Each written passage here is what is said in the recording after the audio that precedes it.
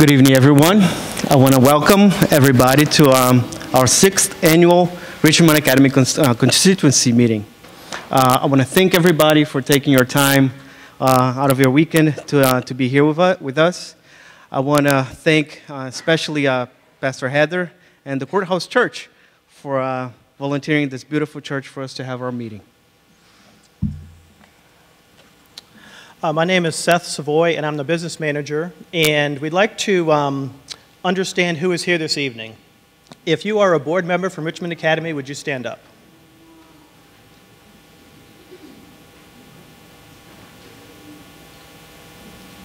All right, thank you. We'd also like to do a little roll call and see which churches we have represented here. So I'll mention the name of your church, and if you would stand or give a little hoot or something so we can see where you're from. So anyone here from the Courthouse Road SDA Church? All right. Excellent. What about the Brazilian Community Church? All right, thank you. What about Meadowbridge SDA Church? I actually didn't see any of them here. All right. What about the Patterson Avenue SDA Church? All right. Did I miss any? Far West End? I'm sorry. Man, that hurts. The Far West End Church. All right. Now, this is our 6th annual constituency meeting, and we've had the meeting at each church once, except for the Far West End. This is the 2nd time here. We've had it once at Richmond Academy. Next year, the meeting should be at the Far West End. Right? So let's...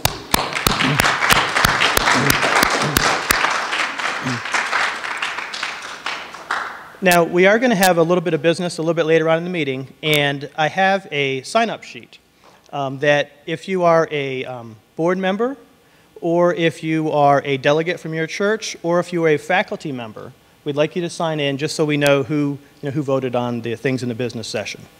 At this point, I'm going to step back and let Heather do our opening prayer.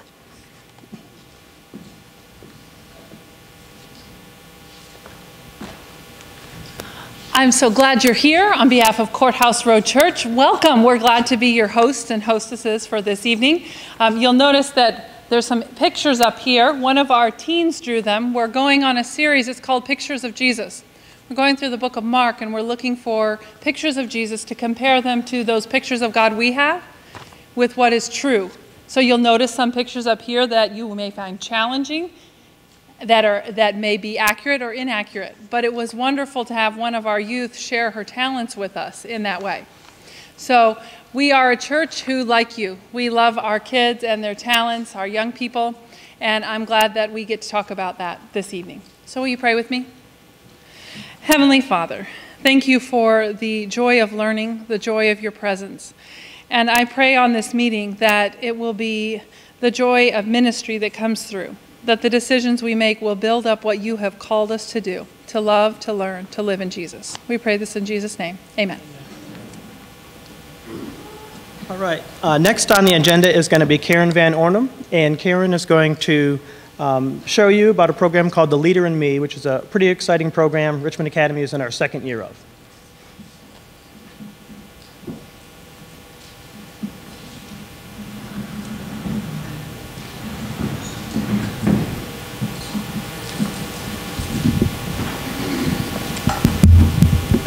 Is this going to come off? This one here? Oh. So I'm going to just sit down for the first part of this so that Laura and I can kind of look at each other and she won't have to look up to me. But I'm just so excited. I love going to school every day because I've got these little people to work with. And, you know, every day these 1st and 2nd graders come in and they're just a bundle of potential. And their bundle of potential turns into goals, turns into choices, turns into tracking, turns into synergizing, being proactive, putting first things first, and just changing who they are as the little people I get to spend my days with into growing in just so many ways. And that is part of what the Leader in Me program does. And so Laura is here, and she's going to, we're going to start out with how we start out our day, with our leadership notebooks. Our leadership notebooks are significant pieces of the Leader in Me program in our classroom. Because in these leadership notebooks, we track our progress, we track our goals, we set goals, we set behavior goals, we set, what other kind of goals? We set math, reading and intended behavior. Yeah, we set lots of goals, and we don't start out with all of this at the very beginning of the year, but we add goals as the year goes on. So, Laura, how often do we use these notebooks? We use them every day. And when would be the first time in the day that we use them? We first use them in the morning. Okay, and what do we do? We do our mission statement. Okay, we start out every morning saying our mission statements, our school mission statement, our class mission statement, and we heard our school mission statement in the prayer tonight. So, Laura, can you tell us what our class mission statement is? And we also say how we are going to achieve this. So why don't you tell our friends how we do this? What's our mission statement? Make every day count. And how do we achieve that? Listen, obey, follow directions, be kind, and be safe. And we talk about this at the very beginning of the year, from day one, because our mission statement drives everything we do in our classroom. It drives our behavior, it drives who we are becoming, it drives how we relate to each other, how we relate to God, the choices we make, and it kind of changes what our behavior is, how we manage our classroom, because instead of Ms. Van Orm having to say, for the 32nd time today, you need to be quiet, it becomes, how are you making today count? And it turns the decision making, it turns the responsibility back to the student. And so we talk about that a lot, don't we? And we're just going to take just a quick look at some of the things that we track. And one of them is, what is this page? 9 weeks attendance. Okay, and how do we track our attendance? What does it mean? It means that every time when that means that we get early or late, or we don't get here. Okay, and how would this page, what does this page show? What does the color mean? Green means you just came in the right time, and blue means that you were tardy, and red means you were at school. Okay, so we can take a pretty good look at this. Now, here's the deal about this attendance. We actually use these leadership notebooks to do parent-teacher conferences. And the first and second graders lead their own parent-teacher conferences using these books. I mean, these are near and dear to our hearts. We're just almost ready to take them out during fire drills. They're that important to us. But what happens is it leads to these conversations of, if there's a significant number of blue, we kind of talk about, so who drives you to school? Well, mom and dad. So do mom and dad have to wait for you, or do you have to wait for mom and dad? And so we figure out, the responsibility there. And, sometimes kids have to own their part. And we've had some changes in what we have tracked because it's transferring to home. And the kids kind of look at the parents, and the parents look at the kids and are like, yeah, well, dad drives me, but he has to wait for me. And some of those sorts of things. We track behavior. We're going to do one more page here that we track, and that is this page right here. And you actually have 2 pages. Can you tell them, how, Laura, do you get to color in a heart on this math tracker page? Whenever we finish a page of math before the timer, and then we have to color a heart, and then we know that we finished the page. Okay, so we have math muscles. Do we practice for these? Yes, we practice for these. And then at the end of each quarter, do we set a new goal for how far we want to go with our addition and subtraction? Yes. Do we have to practice a lot to get to that goal? We have to practice a lot. Yes. So what we learn is what are goals that are achievable, but goals that stretch us, and how much do we have to practice? What do we have to do to get those goals?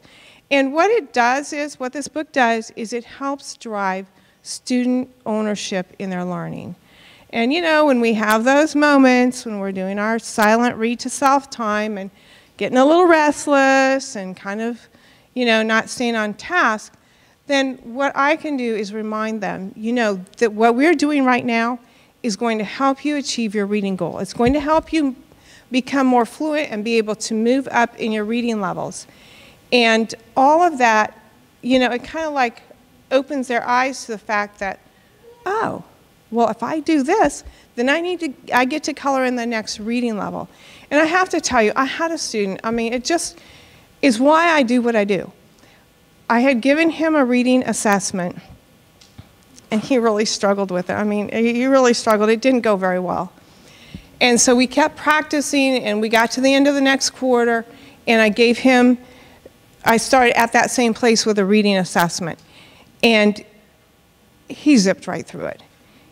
But what he did, he looked up at me and he said, last time I couldn't read it at all. And this time I get to color in the letter because I passed the level. And, you know, what that does is it helps a child recognize their own stair steps of learning. It helps a child recognize that they can set goals for themselves. And if they work really hard, they have something to show for it.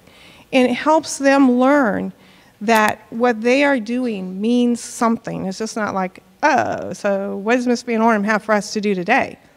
That's not what we do. I love going to school every day because I love helping these kids figure out how to achieve their goals. You want to take this? Thank you, Laura. So I want to just tell you one more thing that that as we look at the leader in me, it's an all-encompassing program that is not just targeted to behavior. It's not just targeted to academics. It's not just targeted to how we're managing our building. It is a whole child, and that's what Richmond Academy is. We teach to the whole child. And this program helps kids learn to be proactive. And they know that my kids can tell you that that means that if nobody's looking, they still do the right thing. Now, I wouldn't say we've all achieved that, but it's a goal that we have. They learn to synergize, to work together. You know, as I was reading about the leader in me, one of the things that drove this program initially was that people in business were not so much looking for people who were, you know, 4.0 and high achievers. That's all good, but they were looking for people who could collaborate, people who could cooperate, people who could be creative to work in their firms. And that's what we're working at Richmond Academy within this program. But there was something that happened recently that just really changed something for me about this. I was talking to my sister about what I had learned about Richmond, and it was a little horrifying to me to learn that Richmond is the city, the highest per capita city on the eastern seaboard for sex trafficking. I was like, I live in the city. That is just horrifying to me. And so what do I do? I mean, what's my responsibility in that? And she said, you know what, Karen? Your Leader in Me program is impacting that. You are giving those children voices. You are helping those children gain confidence.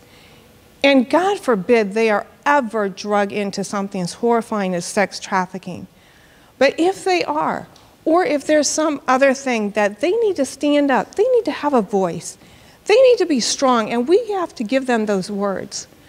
They will come out of Richmond Academy stronger and better people to survive in society and maybe even protect themselves. So thank you for your support. This is an expensive program. It's just so all-encompassing, and the faculty are committed to this and have worked so hard for this. And it's a journey, and we're working on it together. But thank you for your part in supporting the Leader in Me.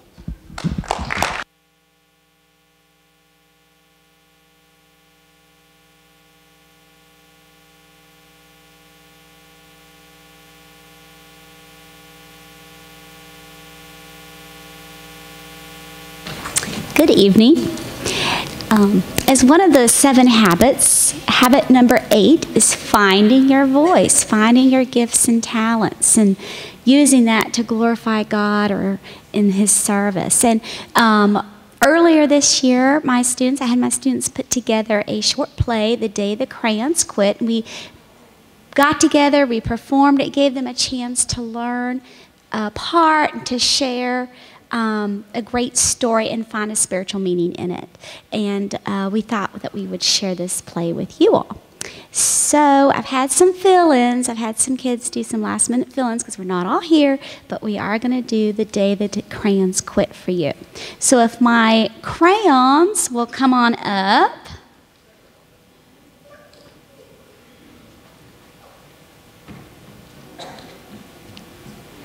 Give us a minute to get organized here.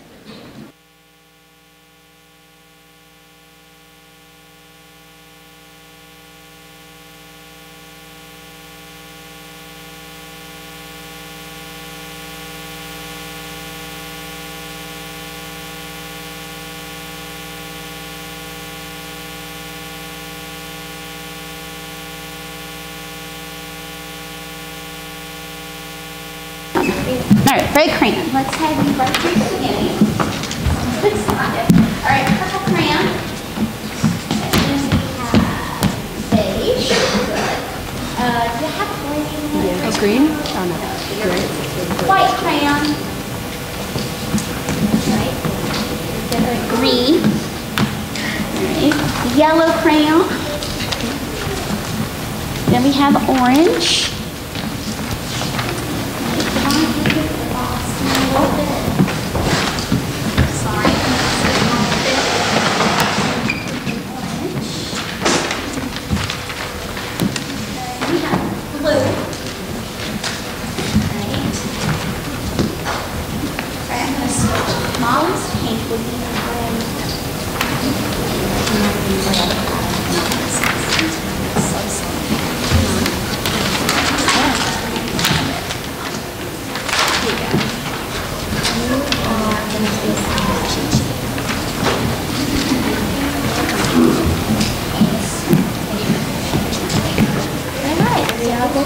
I'll be the narrator. And I think we should pass. See y'all can hear. Is this on? Okay. One day in class, Duncan went to take out his crayons and found a stack of letters with his name on them. Hey Duncan, it's me, Red Crayon. We need to talk. You make me work harder than any of your other crayons. All year long, I wear myself out coloring fire engines, apples, strawberries, and everything else that's red. I even work on holidays. I have to color all the Santas at Christmas and all the hearts on Valentine's Day. I need a rest. Your cover-worked friend, Red Crayon. Dear Duncan, all right, listen. I love that I'm your favorite color for grapes, dragons, and wizard's hats, but it drives me crazy that so much of my gorgeous color is used to color outside the lines. If you don't start coloring inside the lines soon, I'm going to completely lose it.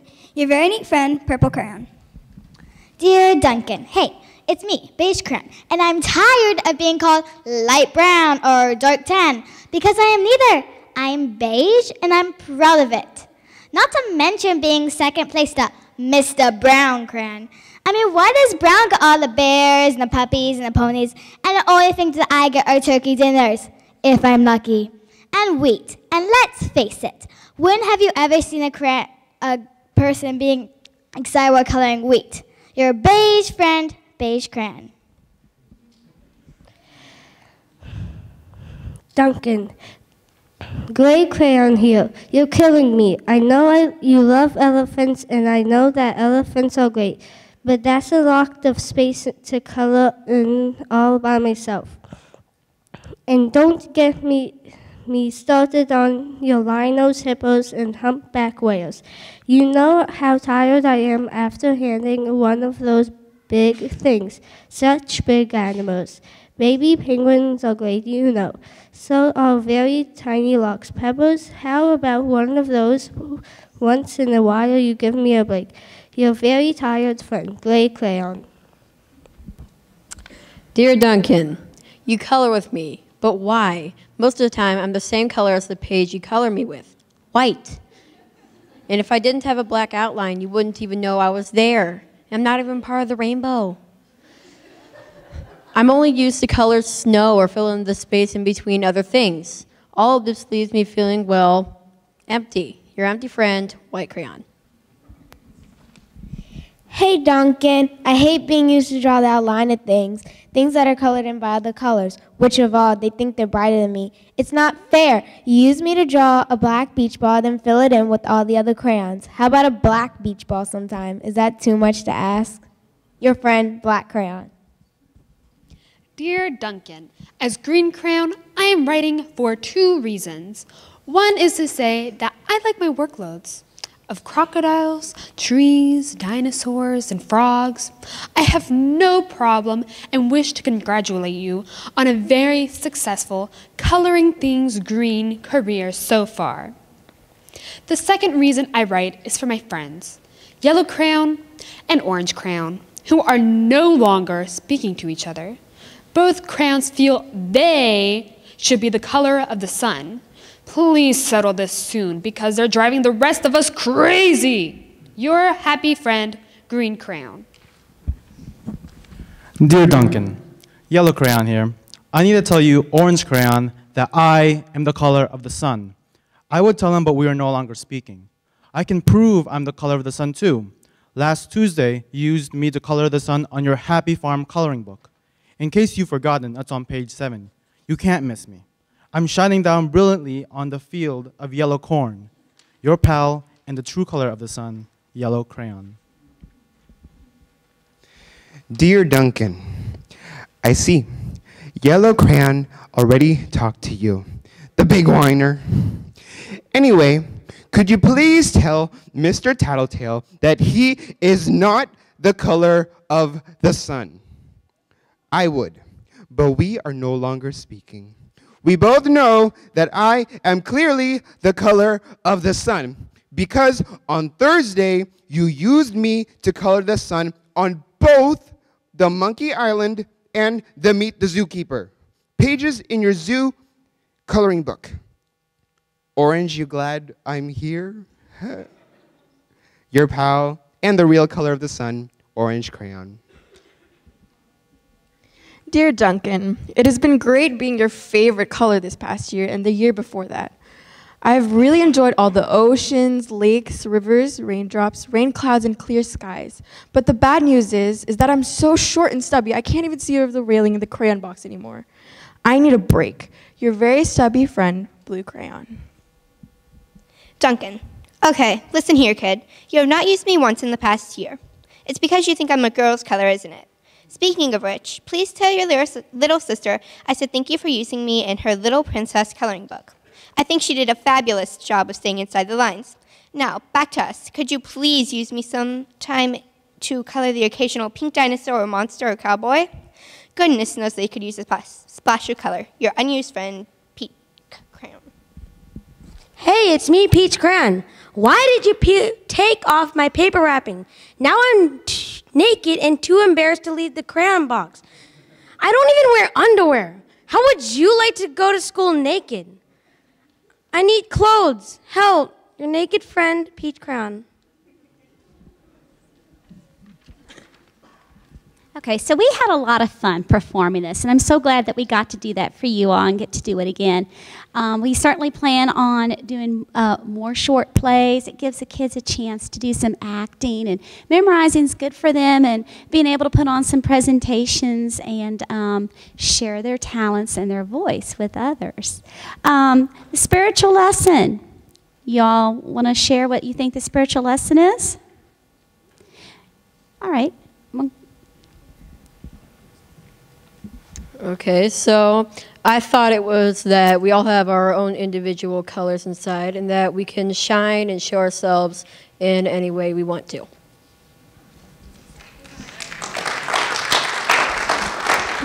Thank you, crayons. Well, we'll get Devon out of the box.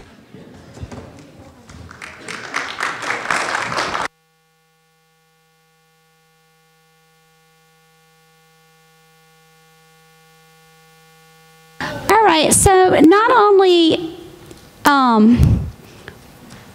putting on presentations can be a way to share a voice, but also through musical presentations.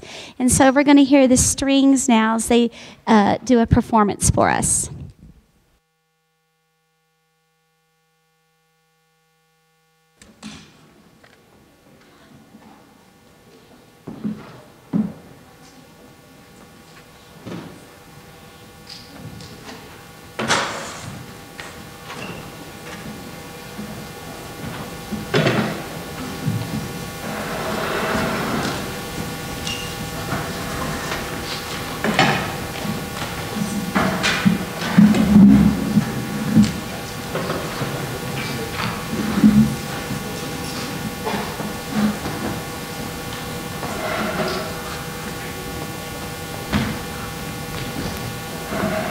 Hello everyone, my name is Brody Wiedemann and I am the music director at Richmond Academy, and this first selection we're going to play goes by two names, one being Sine Nomine, but it's also in your hymnals as number 421 for All the Saints.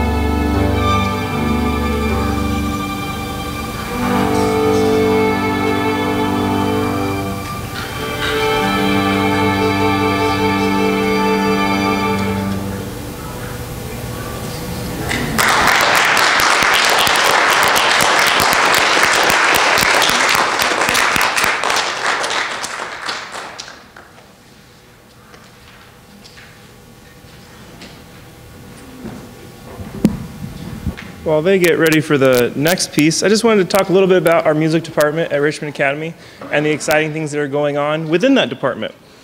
In the lower grades, I don't think she made it tonight, but Kathy Martin, one of our elementary instrumental music teachers, is really adding a lot to our program in differentiation and putting kids in where their skill levels are and finding something for everybody to do.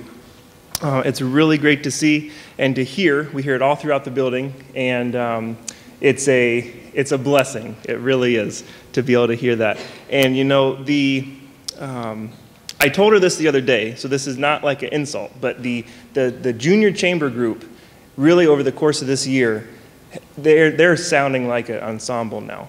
And I can't wait for this May 6th concert coming up when they're going to feature some songs that all the high school kids are actually jealous of the songs that they're playing. One thing at Richmond Academy with our size, we're able to do a lot of trips and a lot of cool events. This year, we went up to the Shenandoah Valley to hear Southern Adventist University's orchestra perform, as well as visit the Luray Carillon and take a tour of that. Some of the more advanced string students and band students were able to go to Washington Adventist University this year to their choir, no, not their choir, their Strings and Band Festival. We also took a very large group, a bus full of kids, up to New England, to Maine, to the Northern New England Conference's music clinic, which was a great opportunity. My sister, the music director, or not music director, but strings director at Shenandoah Valley Academy, came for the second year in a row this year to work with the strings, because I'm not a strings person. So she is a strings person, and she worked with them, and that was great. And some of our elementary students attended the Potomac Conference Music Festival. So there's a lot of music going on campus, off campus. We're regularly attending churches, some our constituent churches, churches outside of our constituency, and that's a lot of fun for the kids as well. It's also about making connections. When we do these multiple trips, the kids are getting a chance to work with Adventist directors from around the country and to make connections. Several of our students were able to make a connection with Miss Lori Minner down at Southern, and there's a good chance they'll end up playing for her orchestra in coming years. In the music department, we have a challenge, I call it like a challenge slash growth mindset. And that is that we're always trying to push ourselves to play the hardest possible music and the best possible music based on what we're working with. So for example, tonight, you're seeing the strings group. This is kind of a one-year thing because most of them are graduating next year. In the past, you remember we've had the men's chorus.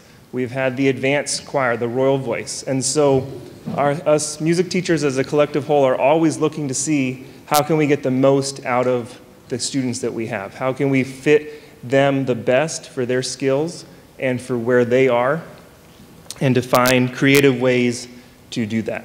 I hope all of you will be at the Richmond Academy Gym on May 19 for our high school concert as well, and I hope you enjoy this rendition of Amazing Grace.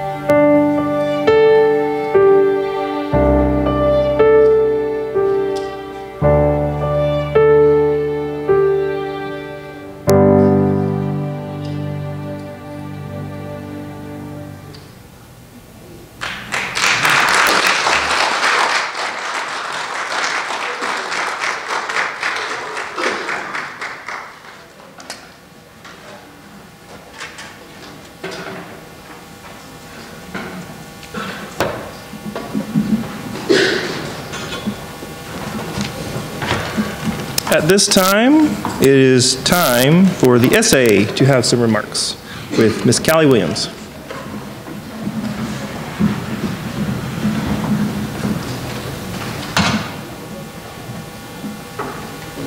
Good evening, everyone.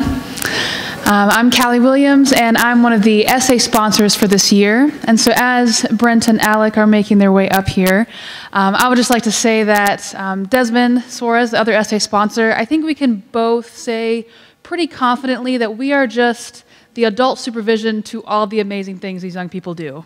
We are the over 18 bodies that we give the sign off, but they have all the crazy good ideas. They plan everything from beginning to end. They understand that things take hard work and planning and deadlines. And we just get to witness all the amazing things they get to do each and every day for the school, through the school, and bringing everyone together to do remarkable things. So I'd like to first ask Brent. Brent, what position do you hold? And can you tell us some of the exciting things essay has done so far this year?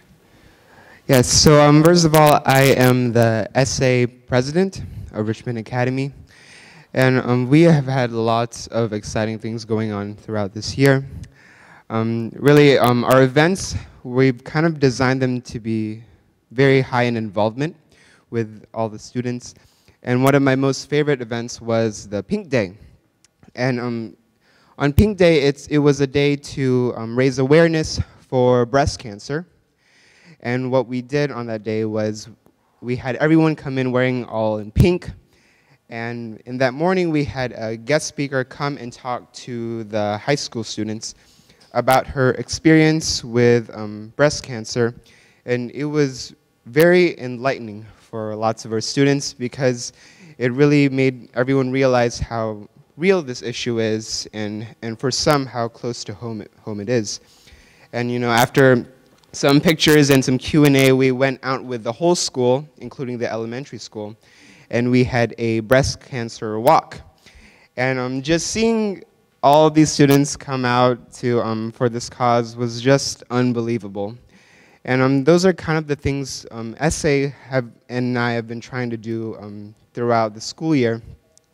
It's to, especially for that event, we really wanted to show these kids that no matter how young you are, you still have a part in supporting a great cause, such as the fight for breast cancer.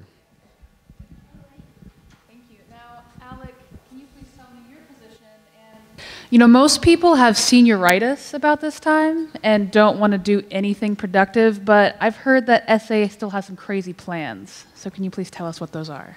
Okay. I'm Alec, and I'm the essay treasurer. And what we have coming up is that we're trying to make an audio play. So do you guys know what Adventures in Odyssey is? Like you turn on your radio and then you hear a story, just an audio, no video. And that's what we're trying to make, basically. And we're doing it as a fundraiser for the essay to help the next essay with some funds so that they could use it in the next events for next year. And it'll be about 45 minutes to an hour long, and it's gonna be aimed at kids. So that's what we're working on right now. And since we don't have much time, we're going to try to get the scripts done by next week. And if we don't get that done, we'll just let the next essay for next year do it, if they want to do it. But just watch out for that. All right, well, thank you both so much. And thank you all so much for your support of the school and the leadership that is in each and every one of these students.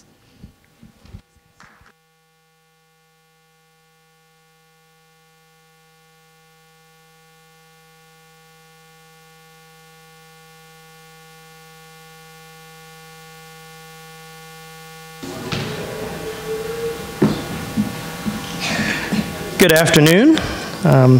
This is the business session of our meeting tonight, and if you would allow me, I'd like to pray to start. Dear Lord, thank you for such a beautiful day today. Thank you for a chance for us to be here, involved in your ministry. Please bless us and guide us in all that we do. In your name we pray, amen.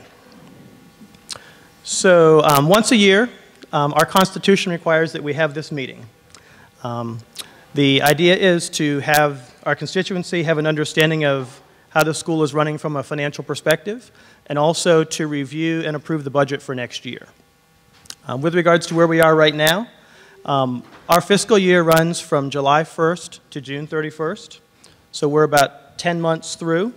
We have a budget that in our budget, when we prepared it, we projected we would be on the good side about $14,000 at this point in the year. We're about $100,000 ahead of budget right now. Now that's a blessing. We've been blessed in so many ways. We can't be too excited about that though, because what happens is we usually start the year with a surplus, and as the year gets near the end, we have less and less of a surplus. And we don't have income in the months of July and August because we're not in school, so we really need to have some money, kind of in the storehouse to take care of us through the summer. Okay. I want to talk about blessings a little bit before we get started on the financial side. One is that we have 80 families that are connected with the school and are tuition-paying families. And it is indeed a blessing that we can meet our budget every year. If you think there are 80 families out there and what kind of things happen in families, there's people lose their jobs, there's divorces, there's death, there's all kinds of things that can happen. Besides that, we have 5 supporting churches, and those churches support us financially, and they need to have everything in their church run well in order to bless us with their financial support as well. I want to share a couple of just real brief stories that kind of maybe show a couple kind of things that have been happening at the school.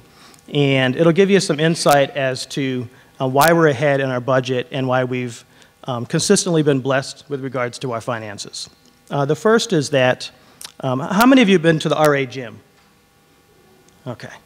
So when we bought the school 5 years ago, and one of the negatives was that the gym lights were really not very good.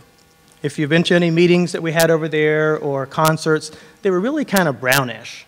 And there were 16 of them, and they're about 50 feet high. And so we had thought, well, we'd certainly like to have, better lighting. The previous year, there's a member of the Spanish church that had volunteered to help us put new halogen lighting in the parking lot.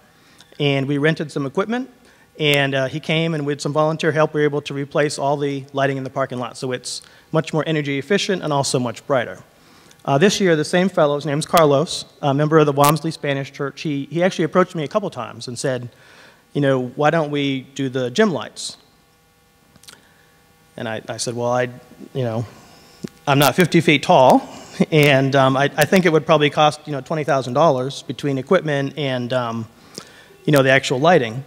And he said, well, it's not that bad. So what he did is he helped us with a lighting manufacturer. We were able to find halogen lights that we basically took down existing light fixtures and didn't have to take the whole fixture down, just took off like the bottom of it. And we were able to find replacement halogen that would attach directly, so we didn't have to rewire or anything like that. Carlos and a couple of volunteers, actually Gabe, who's around here somewhere, was one of the volunteers that I might have paid him something, but he volunteered. And so we were able to, with volunteer work and a scissor lift, for about $4,000, we were able to replace all the lights in the gym. If you go back there now, it looks completely different. And the fact of the matter is, we run a pretty tight budget, and we wouldn't necessarily be able to go and just write a check to do something like that. So this fellow, his daughter Emma, goes to the school there.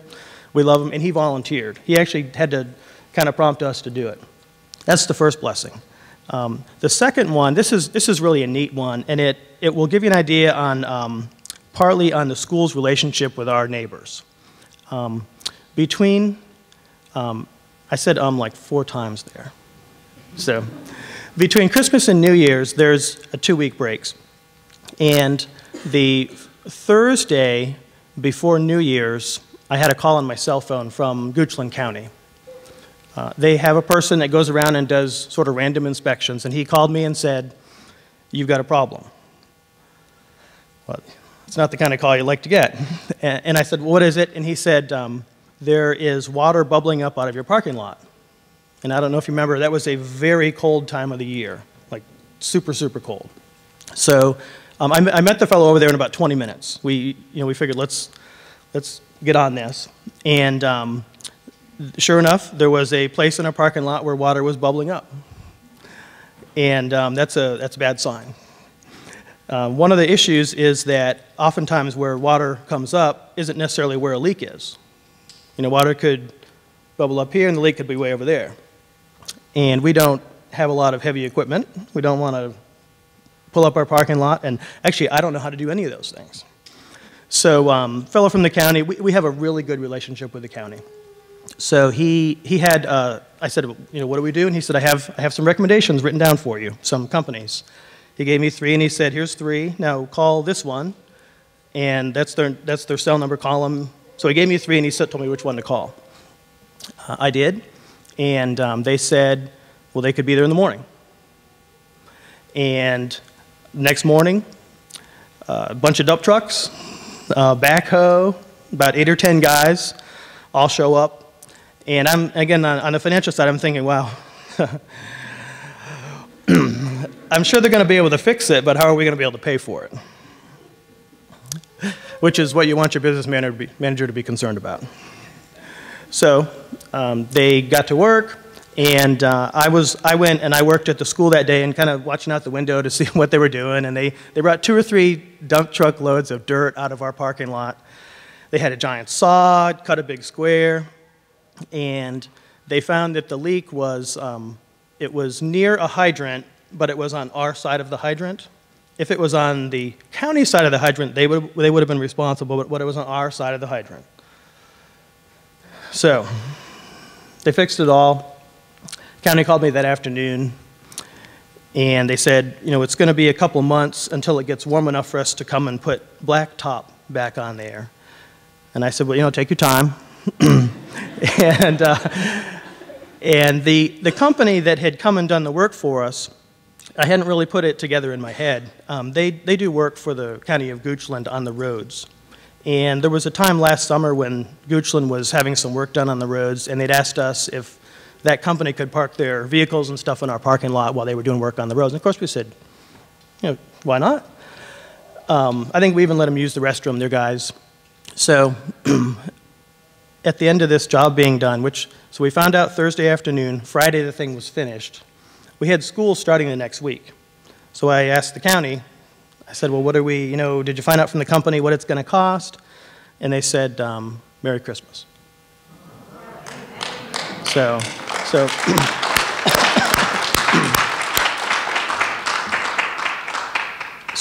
it's the fact that we're on budget is really, we've been blessed in so many ways. Our families have been able to honor their commitments. In many, many little things we've been blessed, and that all adds up to us being in a good position. I'm going to show you the proposed budget for this coming year. I sent it to all the delegates, and I think here it is. It's very small on the screen. And I don't want to try and move you all to one side or other because I know that would make you hate me. People don't like to move. But I'll run through and I'll touch on the biggest numbers. And if you have any questions, jump right in. Okay? Any questions before I start? Okay. So right at you'll see that there are 3 columns. The column on the left says general operating. That's basically RA.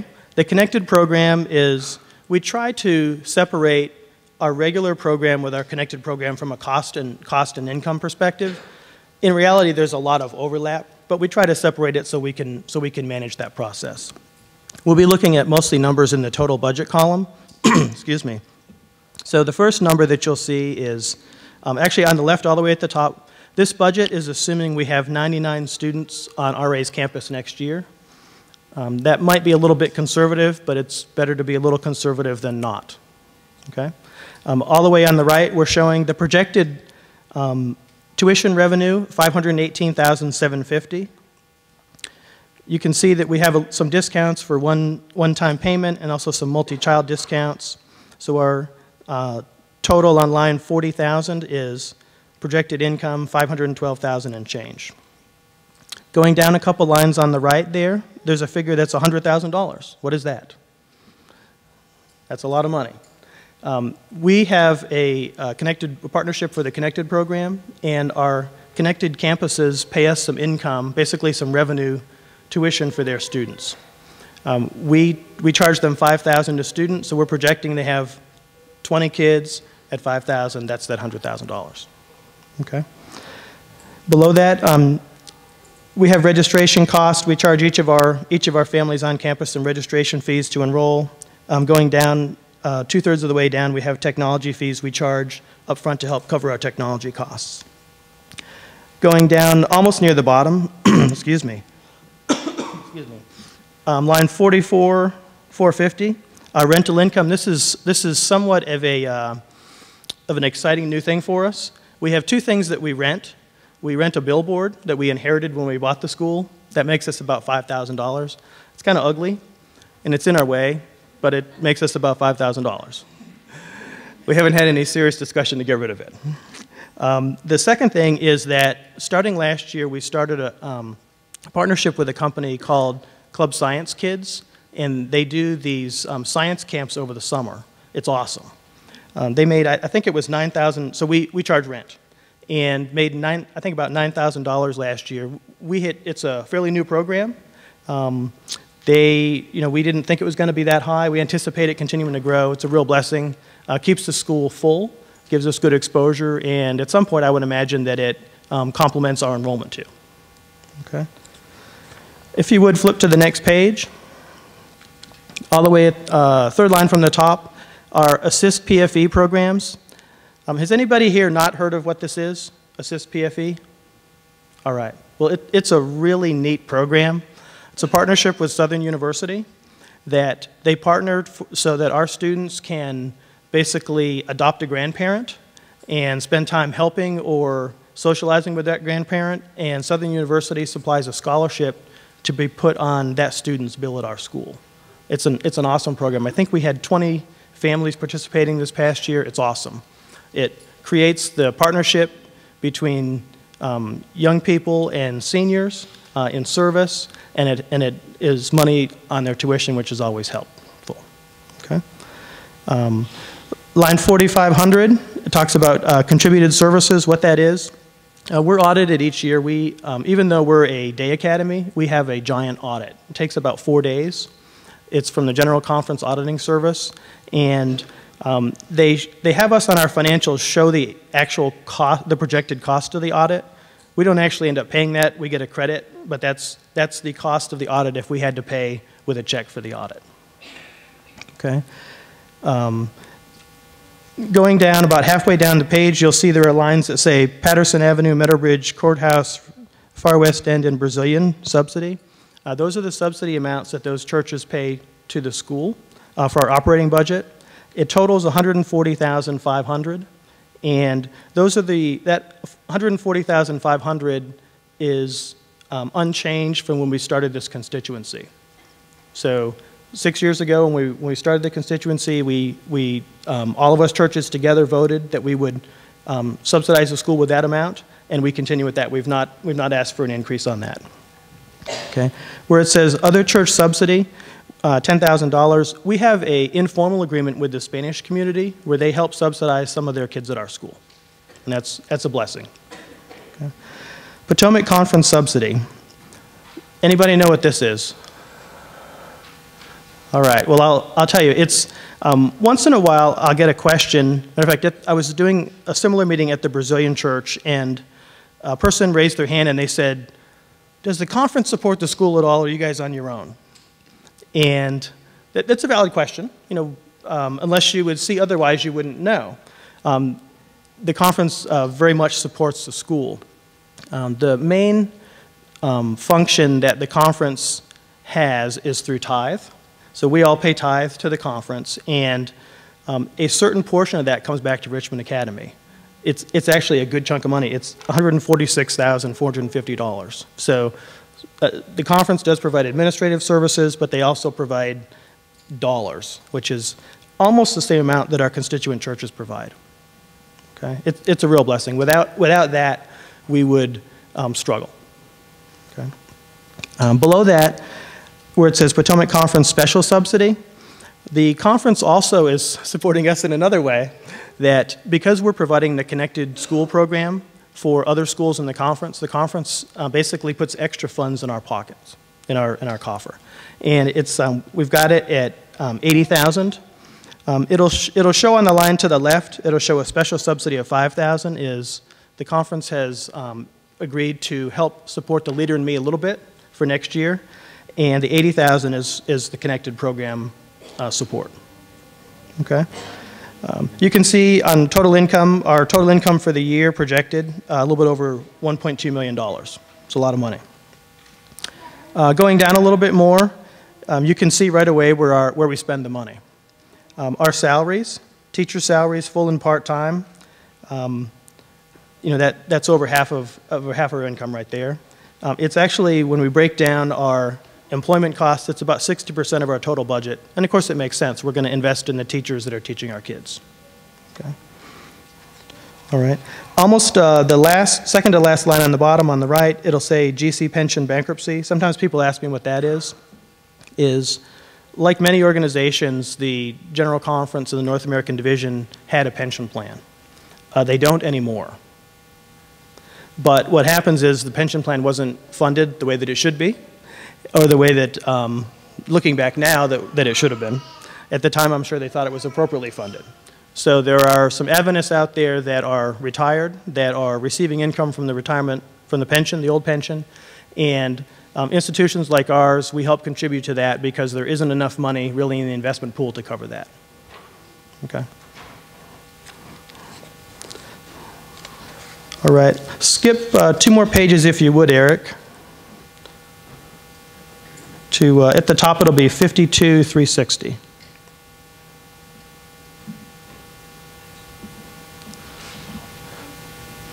All right.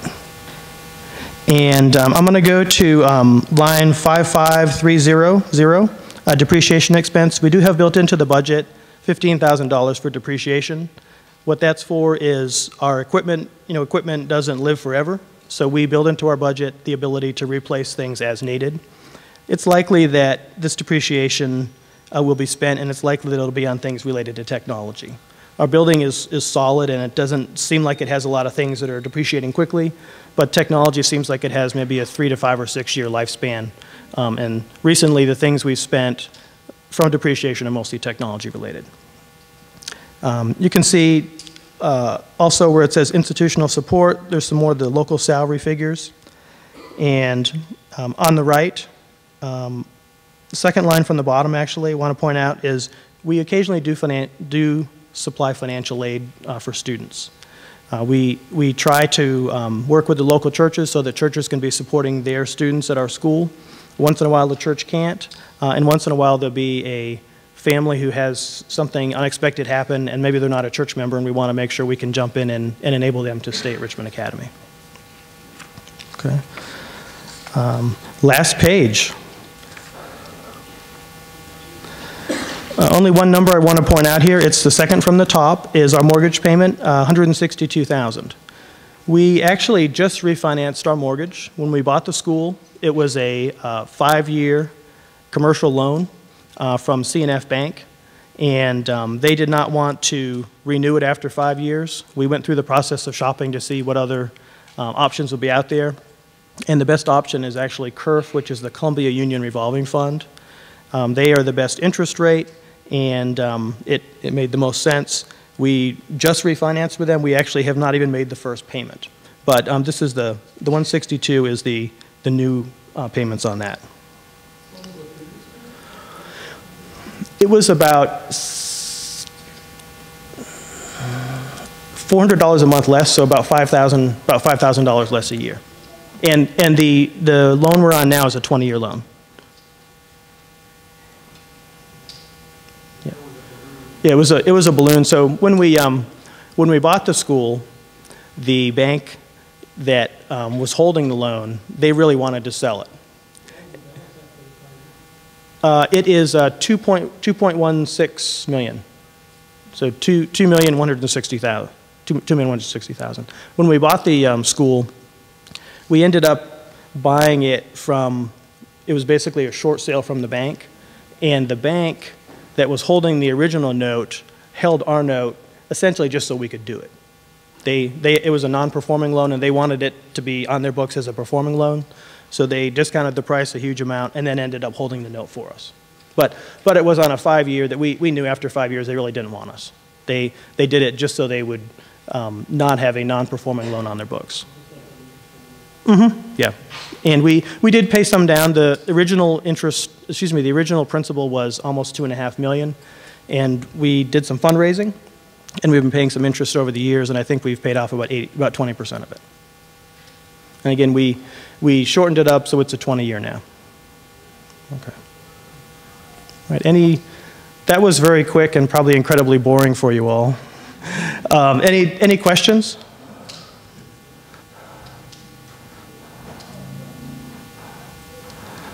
Well, I don't know if that's a good sign or a bad sign. If there are no questions, I would move to accept the budget. Okay. All right, so we have a second. If the way the protocol works, so we have a first and a second, and then there's a time for questions before we would vote. Any other questions? Okay. I'll step back just for a second and explain my role here. Is that I'm a volunteer, and the business manager role is really, you have two masters. One is the school, and to make sure that the school runs right, and the other master is really the constituency, and make sure that you're presenting a balanced budget that helps the school to be able to run, and also at the same time be protecting the constituency. If we had a horrible year, let's say that we proposed a really bad budget. We proposed a budget on 300 kids, and we had 100 show up. Our stakeholders would end up being very upset. And so my role is really both. One is to protect the school, but also to support the constituency and make sure that we have balanced budget and that the school is working within its budget. Okay. All right. If there are no other questions, I would say that we would take a vote, and if you are a board member or a faculty member or specifically a delegate from your church, I would say let's ask for a showing of hands if we want to honor Ramon's proposal, which is to accept the budget. All right, and if there's nothing wrong with dissent. Is there anybody that would not want to do that? All right. Well, thank you very much. I appreciate your time. Okay. We are going to have Nancy come up and just give us a little bit of a preview of what's going to be happening in the future.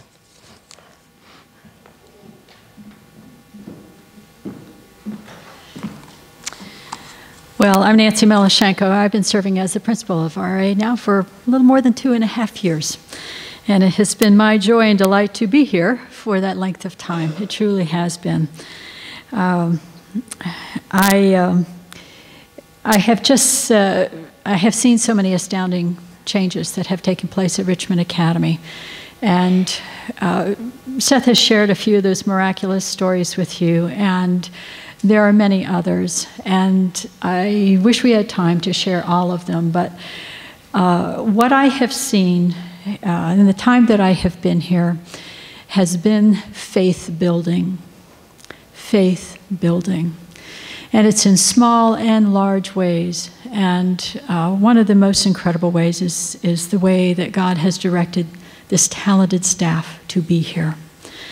And the gifts that he has given to our staff, the sense of sacrifice that they have given to this school. And as you have heard Seth say, he is a volunteer. And if you are at the school at all, you will see Seth there in the morning. He shakes hands with everybody.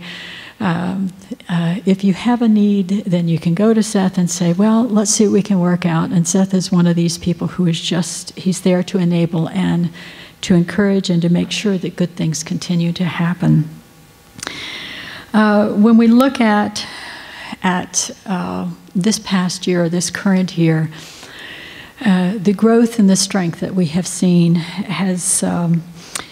has been noteworthy. The board, our school board, is growing in engagement.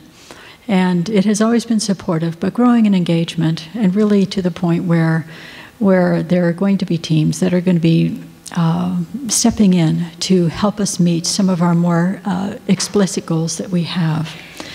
We had an evaluation, a school evaluation last year, and they left us with some walking papers that we had, some things we had to get accomplished. And so those things are starting to get lined up, and as we move forward, all of those things are going to help to enrich RA and its step into the future. We also see the engagement of our teachers. All of our teachers are going to the North American Division Teachers Convention this summer. It is an optional event.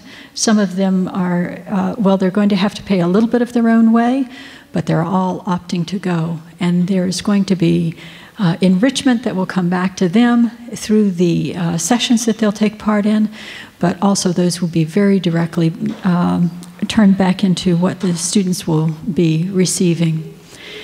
Brody Wiedemann stepped out last summer and took AP Calculus training, and he's been teaching that class this year, and then we have 2 more teachers that are going to take AP training for 2 additional classes this summer. And then on top of that, Ms. Williams is going to take some ESOL training so we can begin the process of having a true international program. This is very exciting for us at RA. And one of the things that we have been focusing on is looking to ways to develop STEM interests. And of course, STEM is science, technology, engineering, and math. And there are several credible surveys that have been publishing lately that the jobs that are going to earn, the highest earning jobs in the next 10 years are going to be those that are STEM related. And I was looking at some quotes today, and graduates who go into those positions within 3 years of employment, they're going to be earning $30,000, $40,000, $50,000, $60,000, $70,000, and within 10 years, it will be 6 figures.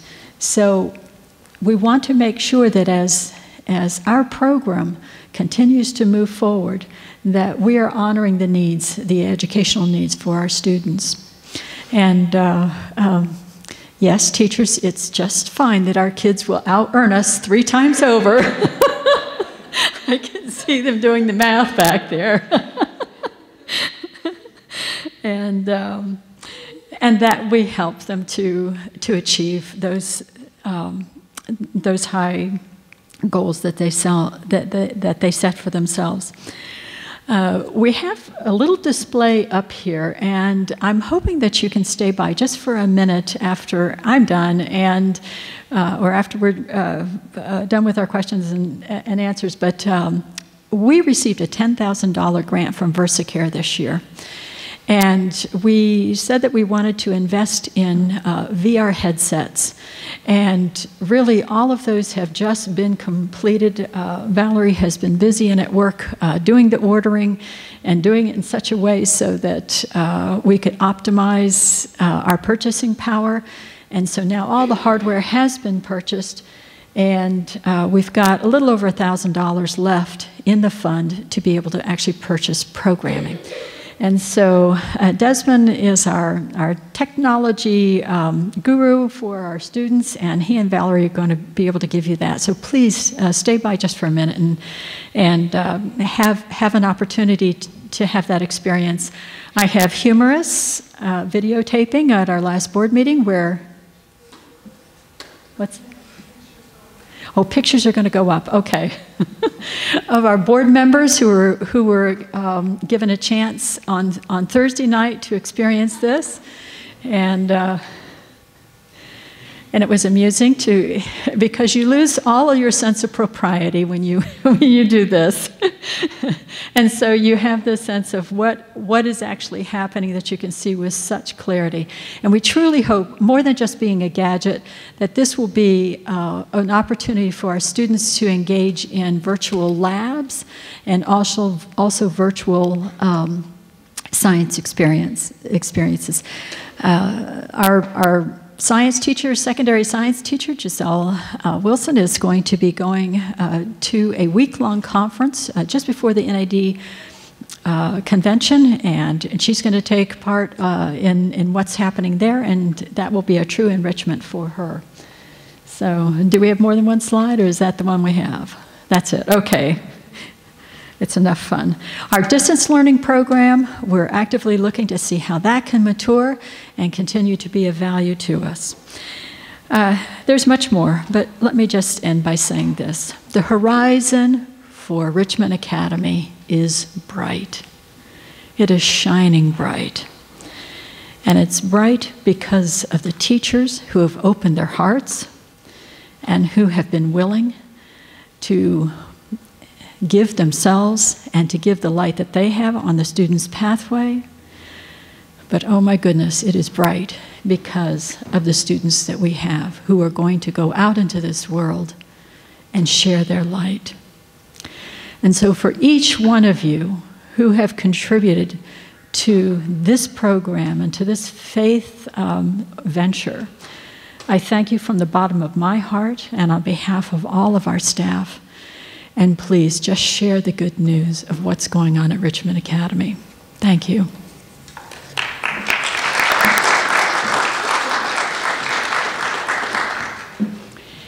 And now, the three of us are going to be here for just for a few minutes. If you have any questions that you would like to ask or good ideas, this is the time, this is the open forum for you to share those.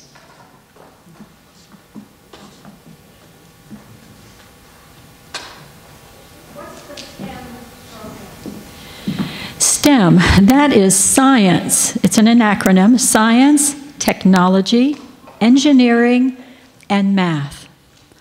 We took all of our high school in February down to Orlando, and we arranged for them to visit 3 universities that were strongly STEM related programs. And it was not only a benefit for all the students who went, but it was also very inspiring for our teachers. And so there is if we add arts in there, then we have STEAM, S-T-E-A-M. And so we want to make sure that we have a well-rounded picture, but that we are doing the best that we're called to do for the STEM program. What's the plan for next year to enhance connected and base school?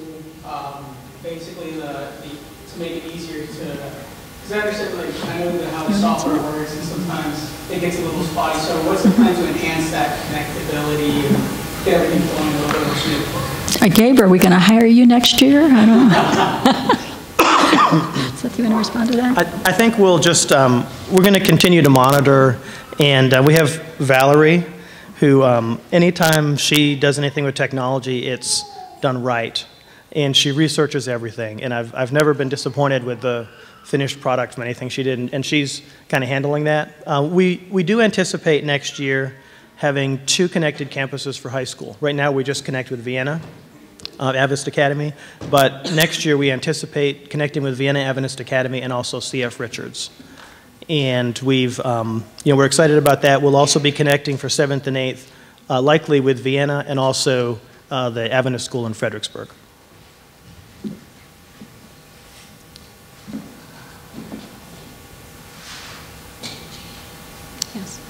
So I can see the science and the technology. The engineering, what sort of program do y'all have for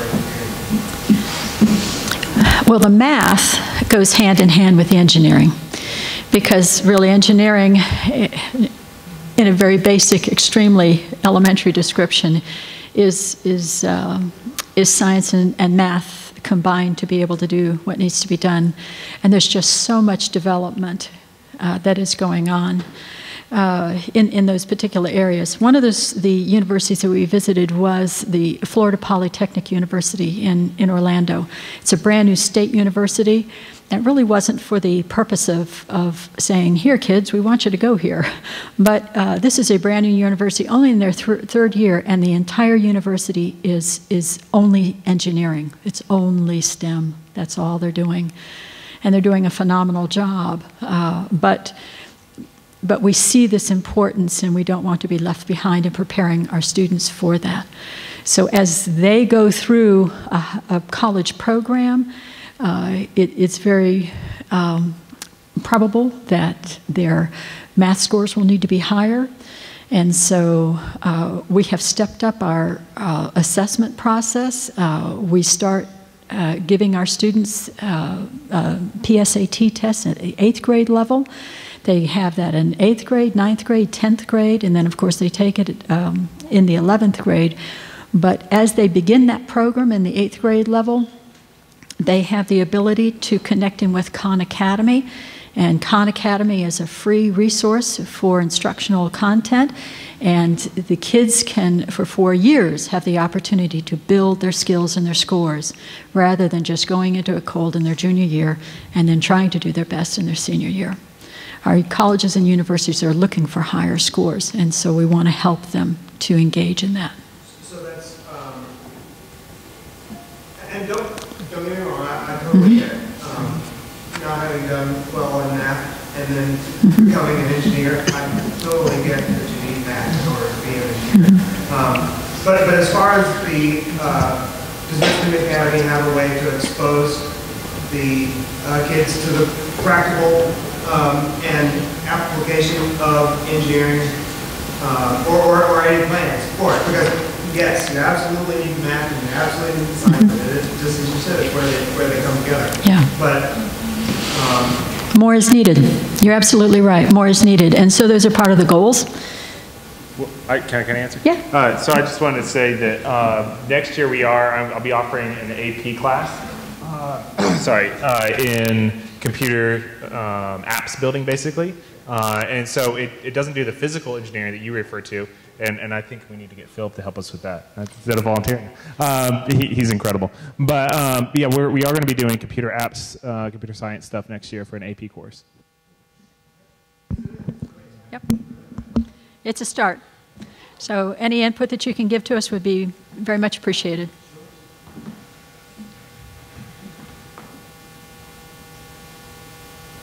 More good questions. Well, I think we have, I think we probably have come to an end. And so, of the question and answer session at this point. And Pastor Jenny is going to have prayer, but there he is. There he is. Okay. After we dismiss, don't forget to come up here and take advantage of just getting a little bit of a VR experience, okay? Why don't we all stand? Let's have a word of prayer. Loving Father, we are excited. It is because of your gracious hand that Richmond Academy has been blessing families and our kids. And as we move on in faith, as we support the leadership, as we lift up in prayer our staff, our teachers, the volunteers at Richmond Academy, may you continue to pour out your choicest blessings.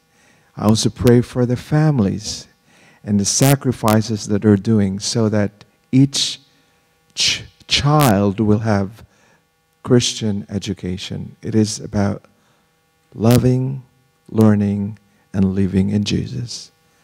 We leave this place with your blessings in Jesus' name. Amen.